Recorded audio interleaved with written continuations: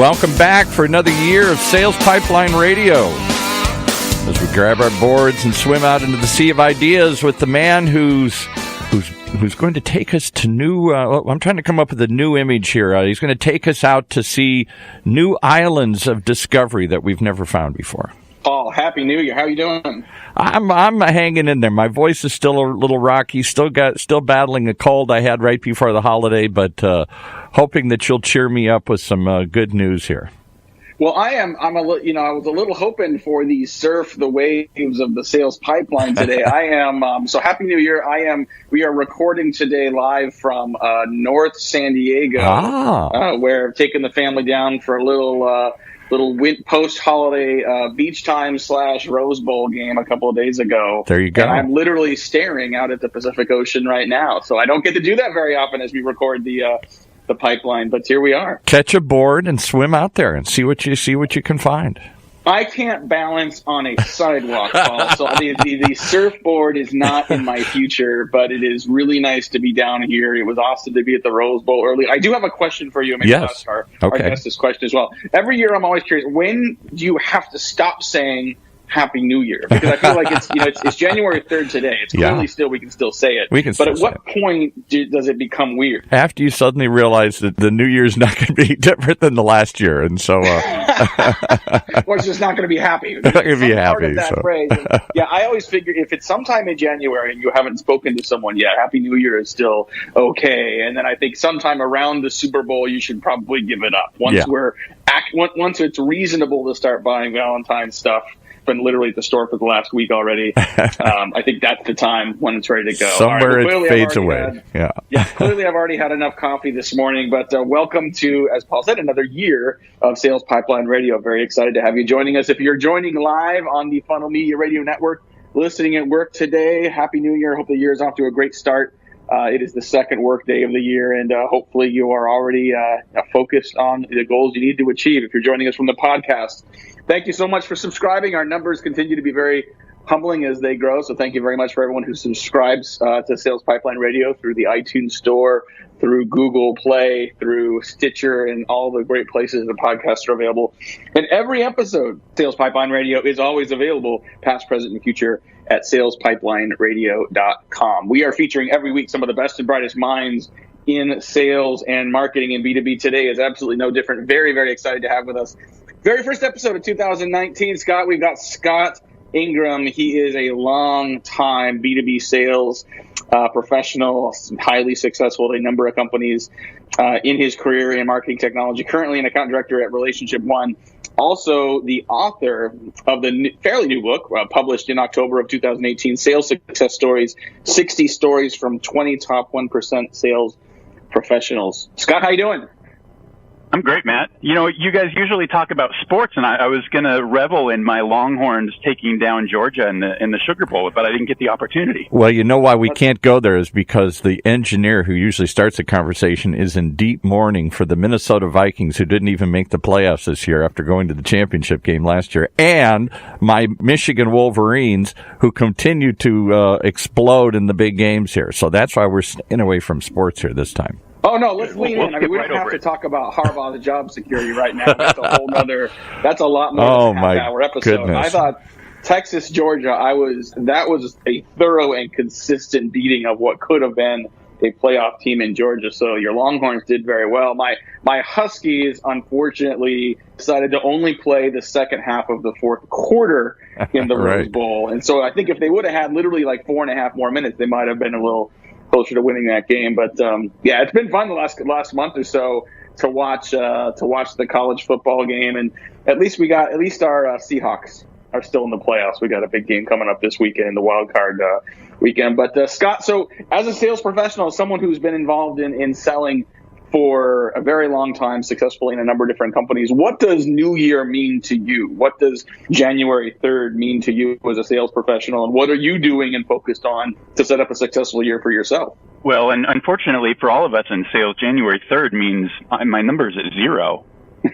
Yeah.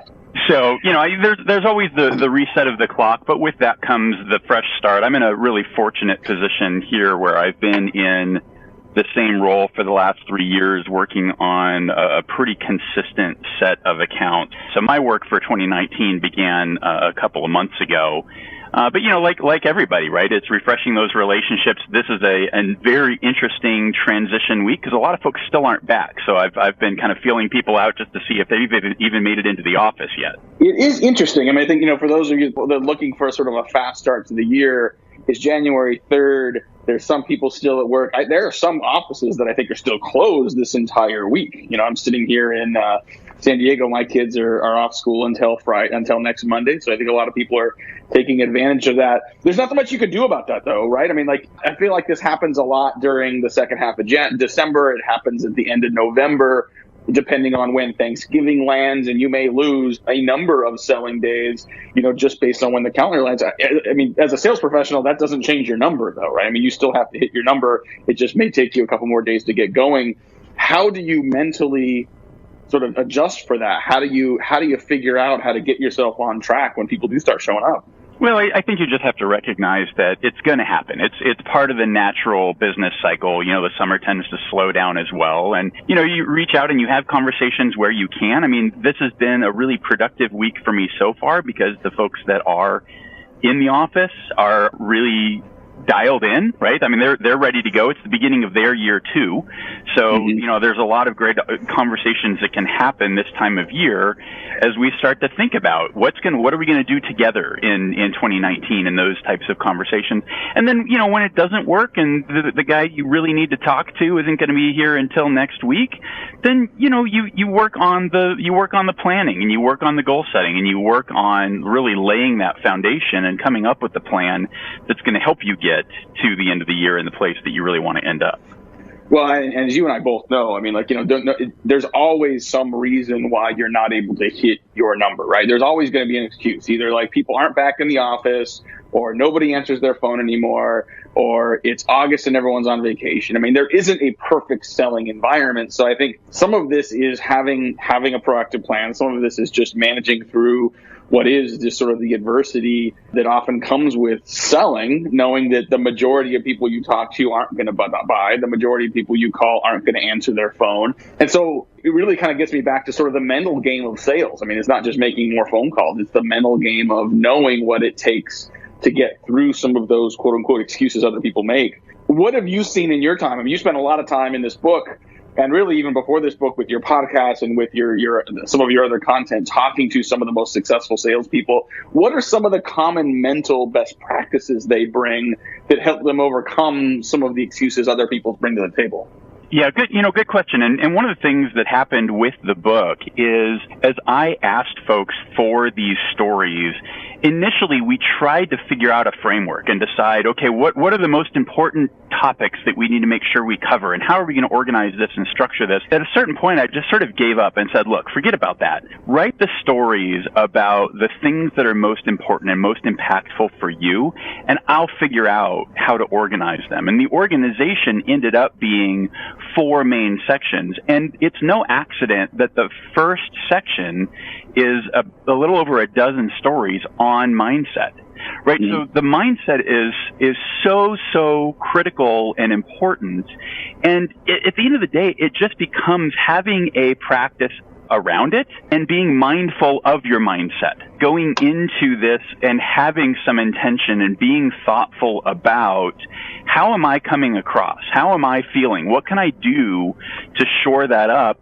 And so much of this, like sales to me, feels like a game of momentum in so many ways.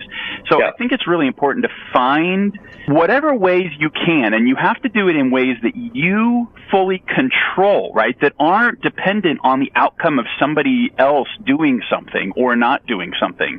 So things that you can control that are going to make you feel like, look, I'm winning. I'm making a difference. I have this momentum, and it gives you that confidence. And I love the word swagger too, right? Like when you're winning and you see, I mean, we're into the playoffs with football and we're into the bowl season with college football. You can see it. Like when guys are on the field and they have that swagger and they have that confidence, 9 times out of 10, that team is going to win. So you got to find a way to get that for yourself. Is there a difference between swagger and arrogance? Not only in terms of how you manage yourself as a professional, how you manage yourself amongst your peers, and how you approach your prospects. I completely agree with you. I think your attitude and your confidence, and to a certain extent your swagger, it reflects externally on people's perception of you in a positive way if you do it well. It also helps you manage your game. But I think we've both probably seen people that may take it a little too far. Where's the line, and how do you manifest that in a productive way? Here's the thing to me that was really the most surprising. And Matt, let me give just a little bit of context sort of around the podcast and the book. So I started the Sales Success Stories podcast coming up on 2.5 years ago. And I felt like there was just sort of a gap in the marketplace. There's a ton of sales content out there, but none of it was coming from top salespeople who are at the top of the game today. And you and I have talked a lot about just how sales is evolving. It's a different world than it was 5, 10, and 15 years ago, right? So the idea was to really talk to the best of the best and find out what are you actually doing that is proving to be successful in today's environment. And I'd been doing the show for a while, and then last year we hosted the first Sales Success Summit. And that was the point that I got it, because what the experience that we all had in that event, and everybody that presented is somebody that's, literally number one in their sales organization or in the top 1% and has been on the podcast. And you felt this sense of humility, this care about client outcomes. And it was really stereotype busting even for me, right? Because I've been in sales a long time. I've seen a lot of salespeople. And what I realized was our perception, what we think is driving the best salespeople and what the best salespeople are doing is really, really wrong, and usually based on really stupid movies.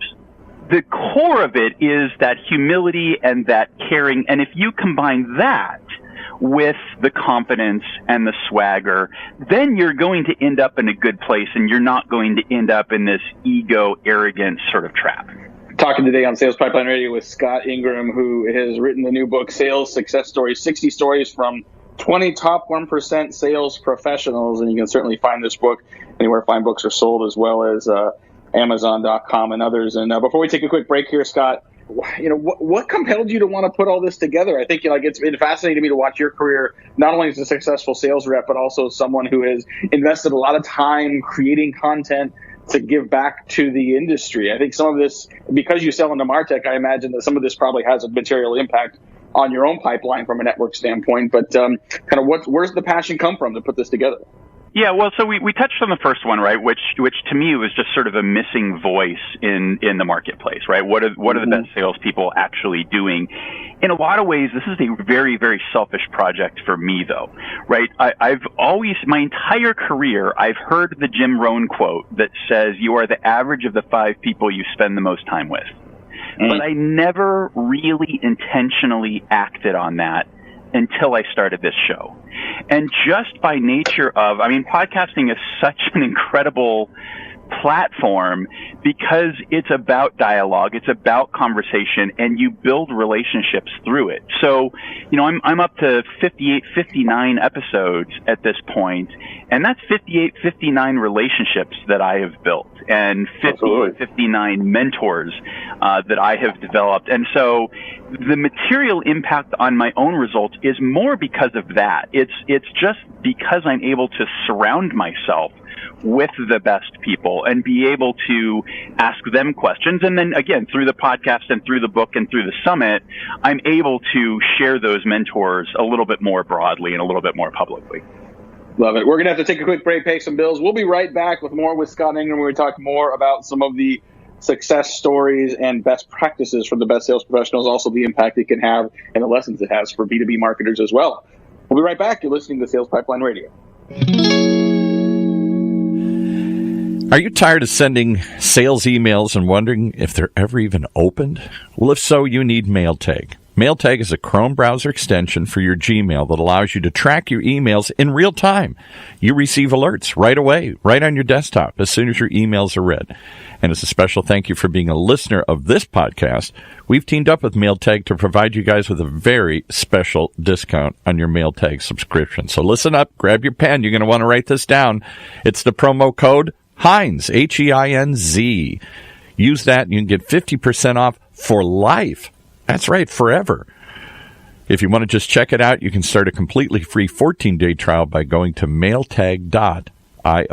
No credit card required. Check it out, see if you like it. And if you do, use the promo code Heinz to get 50% off for life.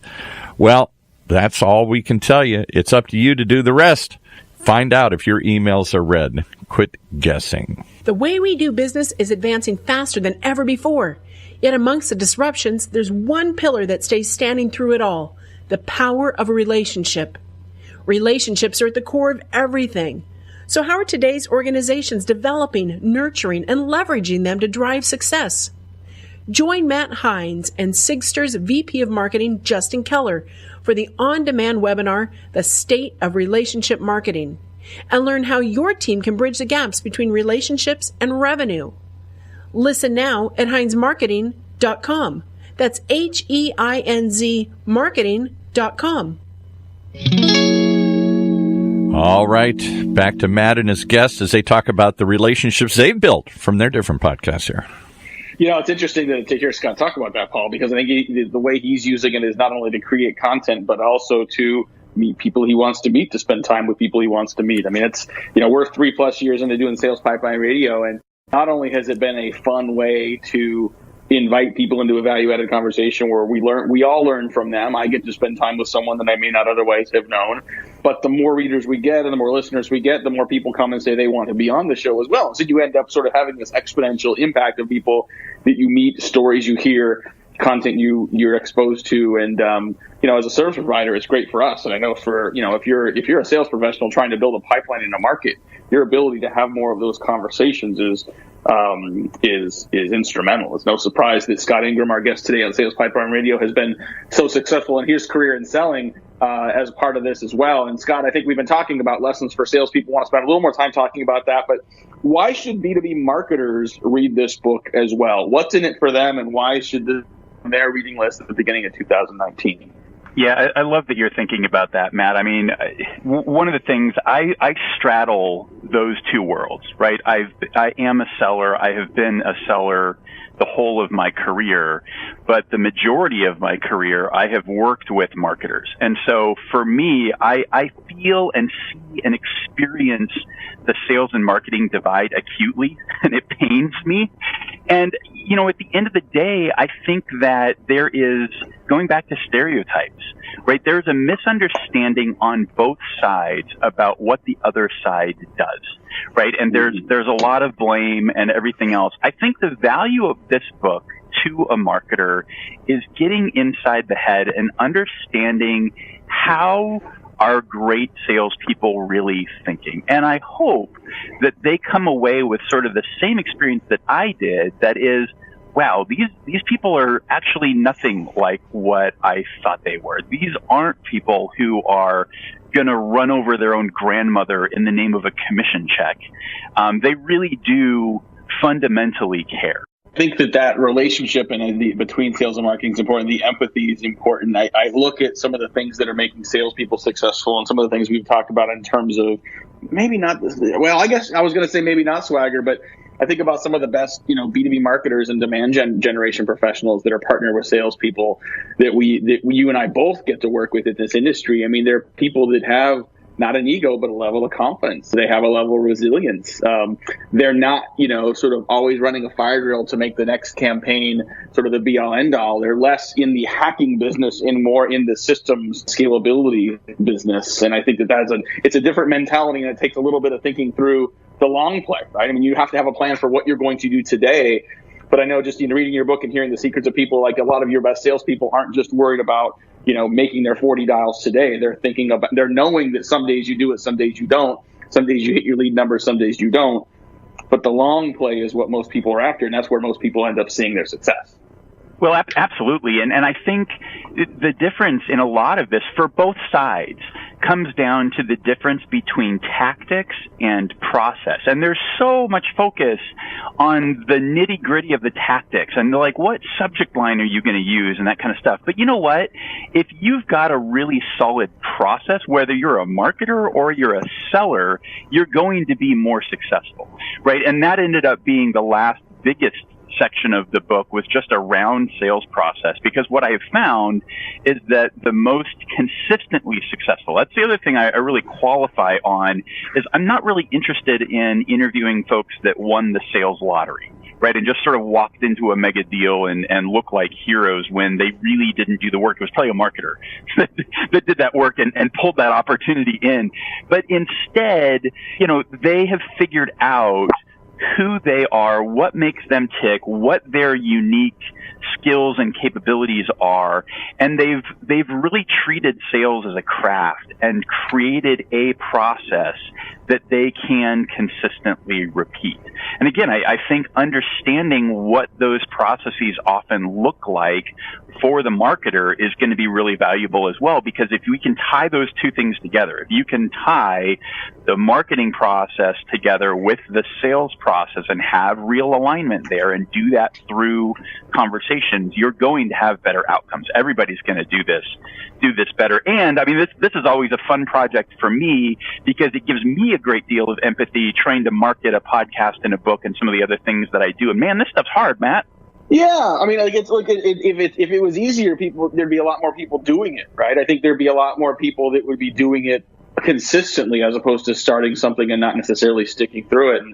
And speaking of the long play and sort of the fundamentals, one of the things that I've also noticed in your book, in your writings, as well as in your podcast and the secrets to sales success you promote is there aren't a lot of shiny new objects there. There isn't a lot of flavors of the month. I don't see you talking deeply about sort of the social selling flavor of the month. You talk a lot about mindset. You talk a lot about approach. You talk about relationship building.